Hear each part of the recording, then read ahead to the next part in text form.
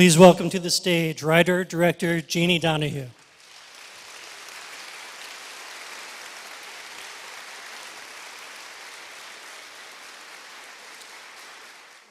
Try to keep your questions as short as possible and try to say them out loudly. I will repeat the question just in case not everyone could hear it. So at this point, we'll take some questions. Yes, sir, in the back. The question is this story technically feasible? Great question. Actually, before I answer, I really want to thank this incredibly special festival and everyone who runs it, true visionaries, and I mean, I've never been so well treated, and you just do everything right. Thank you so much, and thanks to the sponsors. And thank you all for coming. It's a really exciting, huge audience. Technically, is it feasible? There is a law that if there is a women's team at a public high school, then a girl would need to play for that team. If there's only a boys' team, it is feasible. But I hope to leave the story a little bit like a coach is ready to break some new ground on that, because even when there are boys and girls teams, men's and women's sports, they're frequently not equal, despite the efforts that have been made through Title IX. And also remember, you can tweet your questions at #SBFF. That's right, Paul? Yeah, okay. Yes, ma'am. The question is, how did you find the actress to play the lead role of AJ? Yeah, it was a really exciting thing that happened, actually. We did traditional casting. I had a casting director, and she brought in a number of basketball players more than actors, some professional players in the WNBA and people who had played in college, and we saw a lot of great people. But then one day, she was shopping in Urban Outfitters, and she went up to the woman who worked there, who was tall and muscular and looked a little androgynous, and she asked if she played basketball, and the woman said yes. And had she ever acted? No. Did she want to come in for an audition? Sure. And she came in, and she was the best person for the role, and an incredible young woman. She's become a good friend of mine, and she's a great basketball player. She played for 4 years at Nevada as a point guard, and she just really embodied so many of the qualities I was looking for in the character. We have a question from Twitter. Why is it called Game? Yeah, I mean, I wanted to talk about the sport to some extent, but also game as the idea of willingness, because I think the courage that she has to go out and do this thing that is risky and unlikely and maybe technically unfeasible, but also the gameness of her fellow players to engage with her even once they feel threatened or whatever, and then the coach who takes a real risk in allowing her to make the team, at least in a temporary way, and who knows what'll happen after that first day. So I happen to know something about this film that the audience doesn't know. Could you tell them how this film was funded? Sure. I submitted for the competition called Lexus Short Films, which is a competition where you submit a previous short film that you've made. I submitted my thesis film from Columbia University, where I went to grad school. So it's nice to be home in New York, by the way. And I made it to the next round. I think there are like 4,600 applicants worldwide, and then they narrow it down. And then you have to pitch a story that you would do in a short form. And I was selected as the American filmmaker, and there's one from Ireland, one from France, and one from Australia. So Lexus funds it, and then all the films are produced by the Weinstein Company, which was an incredible experience and real career jump for me coming out of film school. Were you nervous about that? Thanks.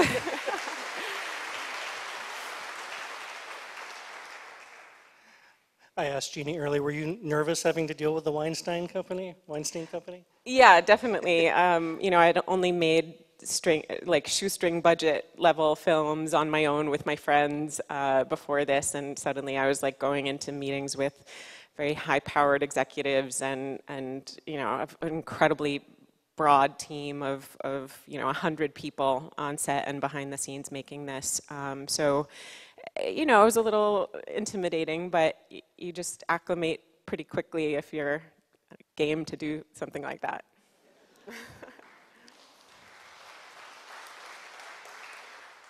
Yes. How, yeah, how did I get Rick Fox?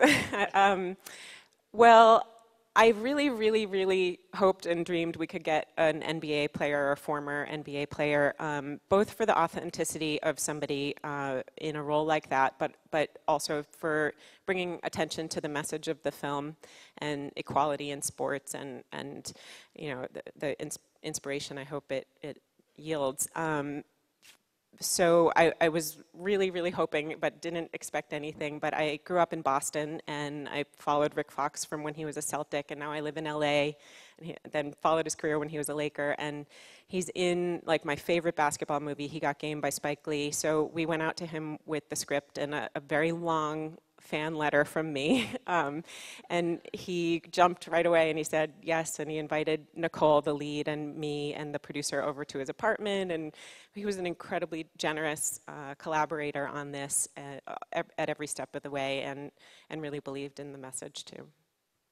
Yeah, there was another question over here. Yes, sir. Oh, okay. Do you want to answer the same question again, or? Yeah, okay.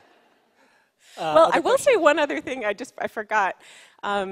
It was also awesome to have him on set because all those kids knew who he was as a Laker and NBA champion, and just on the sidelines, in between takes, he would be like actually coaching them and teaching them about the sport and his experience. And then many of the scenes really benefited, I think, from having his vision of, you know, how we could make the staging more interesting. For example, I had one scene where the kids were supposed to be seated on the bleachers who weren't playing, and he said, "Oh, I would never have them sit. They have to stand."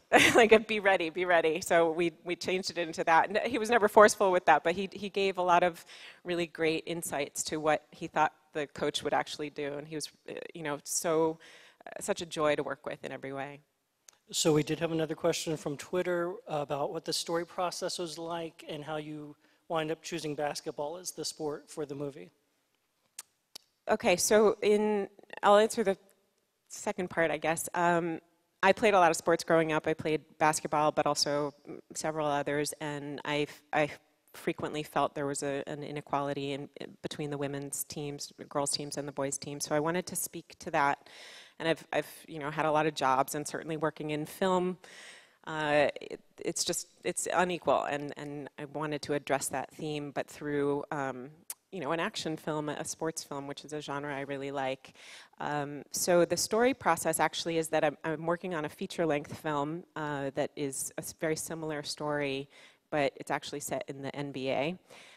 So I took that idea when I got the opportunity to make the film through the Lexus Short Films competition, and I made a shorter version of the same idea, but set in a high school on a smaller scope. We have time for a few more questions. We've answered all your questions already. The festival's over. Yes, sir.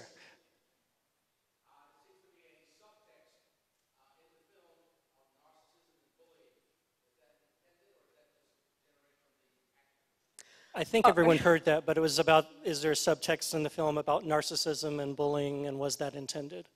Yeah, no, it's definitely a big part of the story. The antagonist, Colin's character, I think that is a huge topic these days, and always has been, but has really come to the fore in the recent decade or so, the topic of bullying. So it's important to me, and I wanted to speak to that, and also to create you know, a very visible challenge to the risk that she's taking and the difficulty of putting yourself in a situation like that. You know, I wrote and directed and staged that locker room scene, like really close to the time locker room talk became a thing in the campaign. And in fact, I wrote and directed the whole movie and edited it right before the election, and then we premiered it the day after the election. So it took on, you know, interesting meanings during that process, given the theme and gender in this. But yeah, bullying was a big,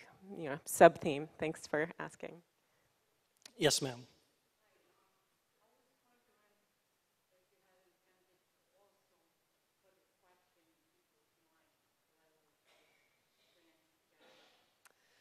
So the question was, had you intended to put the question about transgender in people's mind within this film? It's so interesting because I think the film is truly interpreted in both ways. Like it's a girl posing as a boy who's just a girl and, you know, she's just disguising herself, or it's a trans kid who is, you know, trying to straddle that very difficult divide in a very binary gender situation in most American high schools, at least. My intention is to allow it to be interpreted either way, but you know, I think it's interesting to hear people's reactions to it, which, you know, that's always the case in movies. It's not done when a director or writer makes it. It's really a conversation with the audience and the ideas that come out of their end of the conversation from watching it and thinking about it. So it's interesting to me.